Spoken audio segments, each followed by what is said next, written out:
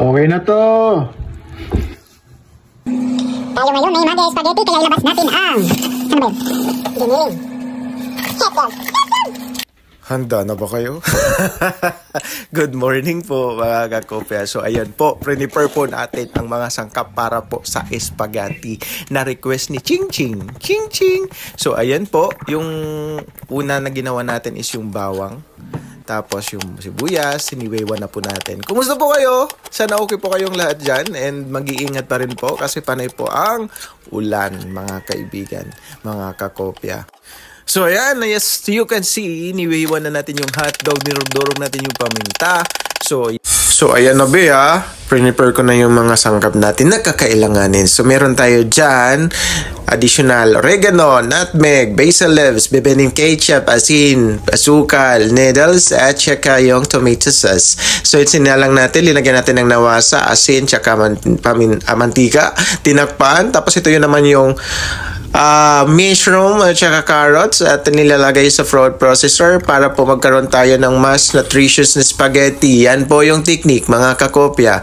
And then lilagyan na po natin ng noodles pagkakulo at saka kailangan po natin stir para hindi po siya nagkadikit-dikit. And then kailangan po natin yan tikman if nandun na po na sa reference ng ating lambot ng ating noodles kung gusto na natin. Tapos sinaol ko na po yan mga kakopya para po hindi naman po malata ang ating spaghetti. Pagkatapos po ayan, may konting butter tsaka linagay ko na po dyan yung giniling ni Becky.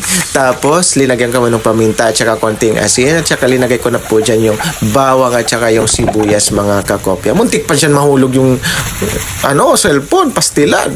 Pagkatapos po yan tinakpan and then nung okay na po siya, yung medyo roasted na po, and dyan linagay ko na po dyan yung carrots at saka yung mushroom tsaka yung pamintang dinurog natin at saka konting asin.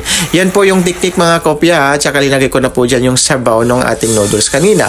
Yan po yung technique ko kanina. So ayan po, linagay na po natin yung sauce. Hindi po yan for promotion, wala po tayong tinatanggap dyan na sponsor, pero kung sakali meron dati sa susunod, why not, diba? Para marami tayong spaghetti. Tsaka linagay ko na dyan ng bibene na ketchup, yung mga powder, yung oregano, nutmeg, basil.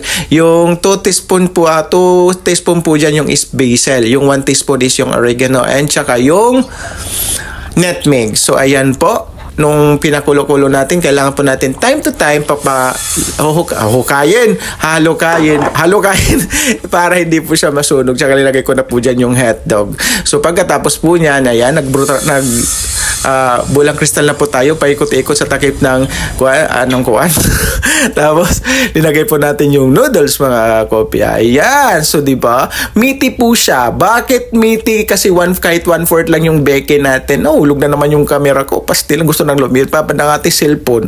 So pagkatapos po niyan, bakit meaty po mga kakopya? Kasi po dahil dun sa mushroom and carrots. Yan po yung technique ha. Yan po yung technique. Hindi mo kailangan maraming karne. Ito po yung natutunan ko kay Madam Chris nung nanonood po ako ng Chris TV. O diba? Ganyan. So ayan po, nakopya po natin to kay Ma'am Chris Aquino. So ayan po mga kakopya. So ayan, diba? Meaty siya. Masarap yan, diba? Kasing sarap po yan. Char. So ayan po mga kakopya, diba? Ganyan lang po. Ganyan lang. Madali lang. So, okay ano na? Luto ka na. Bye-bye. God bless. Mag-ingat po kayo. Huwag po kayo magkakasakit.